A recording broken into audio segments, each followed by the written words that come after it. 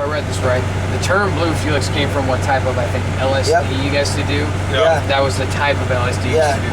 Yeah, another question comes around, like, the question used to come up is, what type of, how many drugs have you guys officially had? That's a question I've told Have we had? Yeah.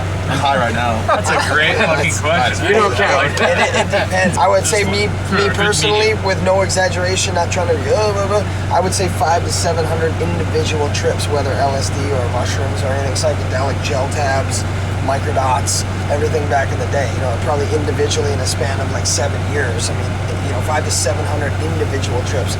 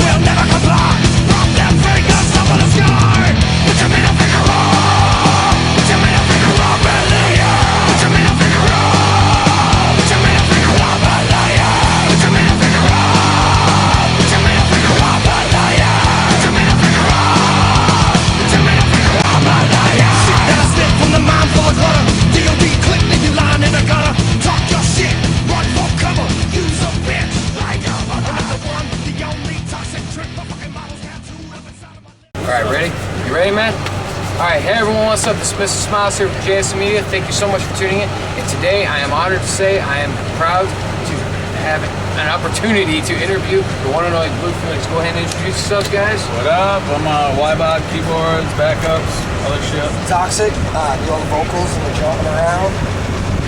I'm X, I play guitar. I'm Anthony, I play drums. And they're the band. So what you guys been up to lately? We let on Source of Power. We've been touring that for a while. We've been running around all over the U.S., releasing, you know, doing that thing, promoting that album, killing it, playing shows. Took some time off.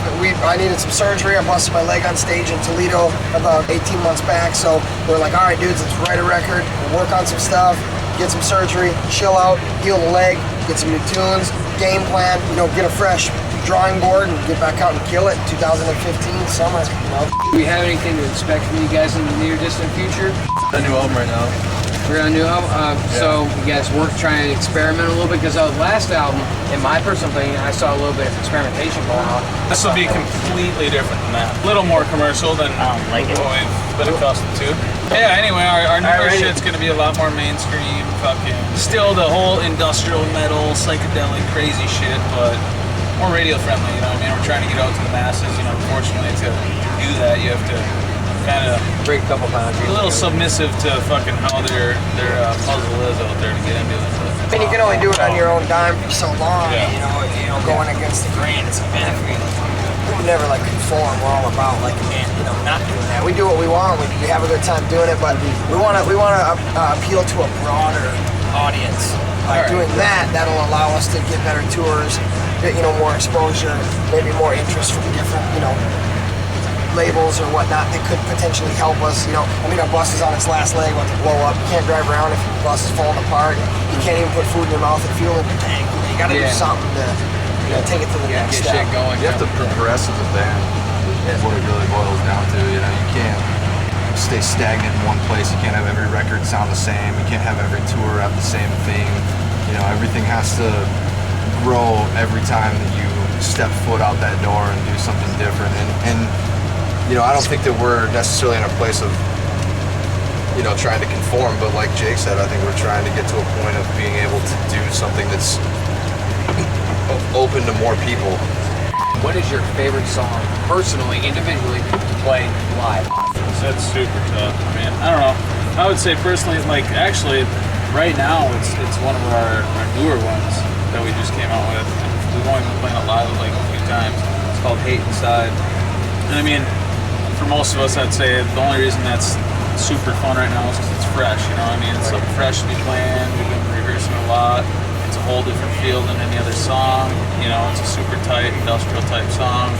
So I don't know, I would just say right now that's like one of my top favorites. Dirt Nap's always Yeah, been my like favorites too, that's yeah. always been the go-to. But I love as of Dirt right Nap. now, It's just got that groove. It's simple and effective. It's not too tricky. It's just to the point. Just got that fucking.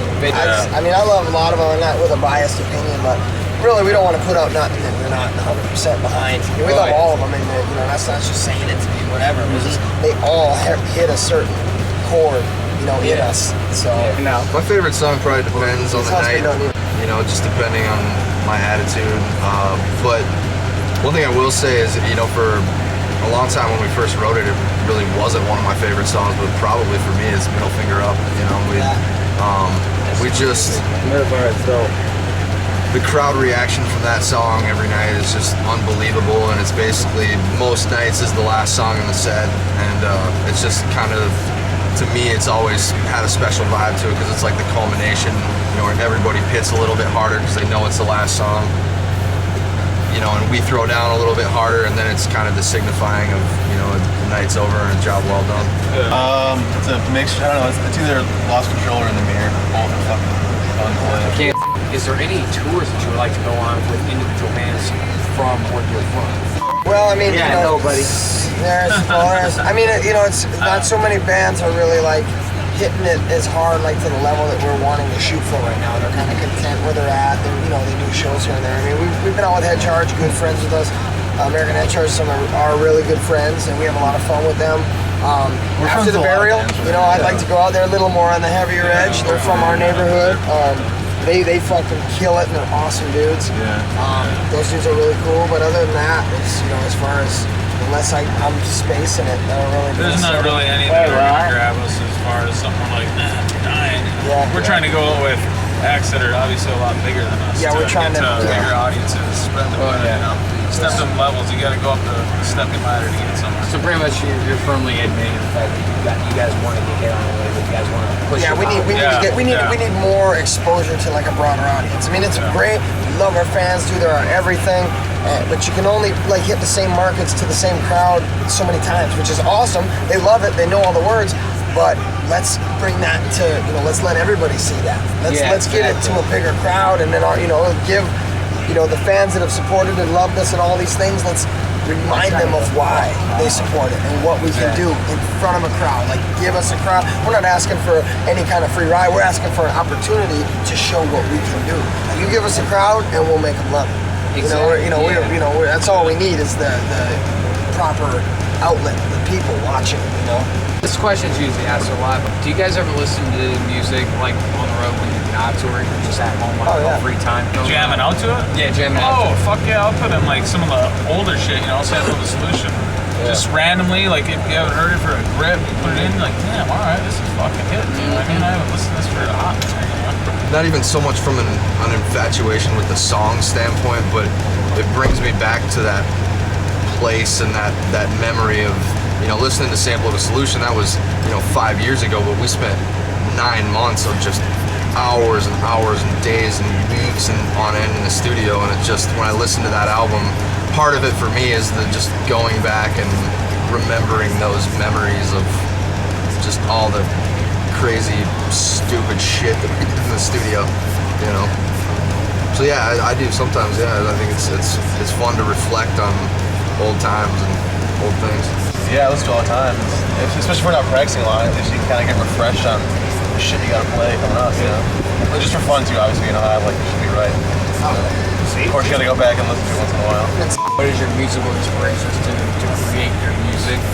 Much what I just touched on. I grew up on, all the thrash metal, old Sepultura, Slayer, Megadeth, Metallica, Pantera, a lot of those bands. But also, one thread that I think kind of unites all the guys in this band too is that we're all into a lot of really good old classic rock stuff. Love the Doors, Pink Floyd, Hendrix, Led Zeppelin. Zeppelin's huge. I fucking live for ZZ Top. Yes. Marley. I love Tom Petty. Tom Petty's deep. Rush. Rush. Killing it. Yeah, we love a lot of old classic rock, but That Blue Oyster Cult's fucking killing it. we also listen to, I would say, between all the band members, every spectrum of metal, from literally from hair metal to thrash metal to power metal to prog metal, rap metal, and then obviously the craziest, gnarliest down tune, disgusting metal. The drop I X, listen to a lot of like drop P sharp. skate, thrash kind of stuff, like punk. You know, from Nirvana to Butthole Surfers to fucking Dead Milkmen, you know, stuff like that. You know, yeah, that's some old school shit. You know, Social Distortion, Suicidal Tendencies, Motorhead. You know, fucking Motorhead's killing it. A lot of rap, old school. You know, all the old school Bone, fucking. Bone Thugs. You know, Bone Thugs, Eazy-E, all the way to, you know, there's new shit I like. I fucking like Lil Wayne stuff. I mean, everything. I can find everything in, you know, everything in lyrics, you know, from all spectrums. I got lots of love for all that shit, you know. People nowadays are so quick to hate everything, but I, you know, people, you know, I can find. I listen to fucking Usher and Genuine, Pony. I mean, like, you know, honest shit, R&B. I like Sting. I mean, I listen to Message in a Bottle, you know, Message in a Bottle, YouTube, fucking Sunday, Modest Young. Okay, next question. Love you. Shut up, Brian. We listen to, dude, yeah, we listen to R. Kelly. I'm not gonna lie, all the shit's been spilling. I'm waiting for Miley Cyrus to fucking Ugly Kid Joe. Ugly Kid Joe, yeah, dude, all those. Dude. I got like 4 of their albums. Miley Cyrus. We got Michael Jackson word for word every fucking Neptune tunes, yeah.